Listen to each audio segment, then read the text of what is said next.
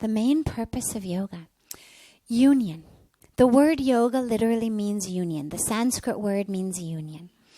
And it's a union, ultimately, of the self with the divine. It's the highest truth. It's where all of our spiritual traditions say, you're not the body, you're the soul, you're the spirit, you're divine. Right? We go through scriptures. It's all about you are divine. It's all about God saying, I am one with you.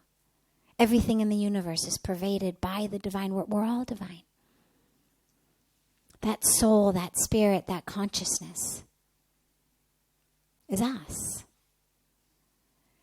But we don't live like that. We live like our bodies. We live like our personalities. We live as our identities. So yoga is a union. It's not a forsaking, which is very interesting because a lot of times on a spiritual path, we tend to forsake this individual self for that self. So you think, okay, so spirituality is moving away from this into that. But the point is, we have a body. We may not be our body, but we have it. We only have one. If the divine lives within us, then it means that the body is a temple. It's the home of, the abode of the divine spirit, which means we need to take care of it. And so yoga is really a union of them. It's not a forsaking of one for the other. It's a union that says, through my body, through my breath, I unite. I'm not the body. I'm not the breath. I'm not my actions. But I'm using my body, using my breath, using my actions to unite with the divine. So that's ultimately what yoga is. And that's where we have so many different paths of yoga. You know, we talk about, as I said, Jnana Yoga, path of wisdom or knowledge. Bhakti Yoga, or path of devotion. Karma Yoga, path of service. I mean, there's so many different yogas because there's so many different ways to unite. There's so many different ways to connect. And of course, it doesn't matter. You know, it's like you come to Ganga, the point is, have a bath in Ganga.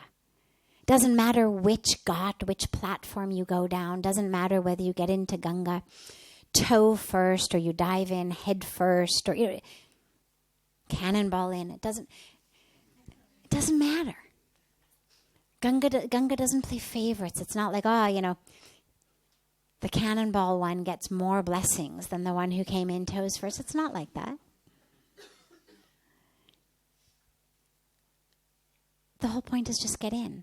And similarly with our spiritual path, with yoga, it's just about get in. It's about get in. But what yoga isn't is just physical exercises. What yoga isn't is just breath exercises.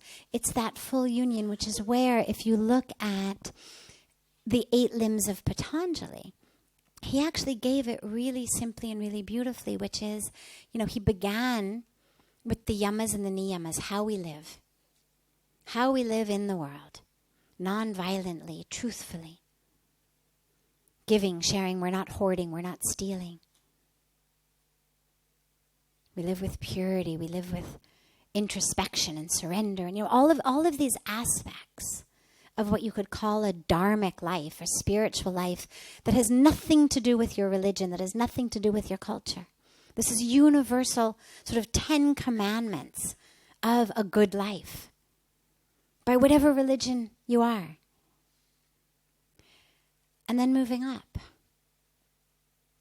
through using the body in asanas, through using the breath in pranayama, and we go all the way up through various aspects of concentration, of attention, all the way up into samadhi, which is ecstasy, that bliss, that union. But it's a full path that begins with the outer and goes to the inner. But ultimately the point being that union.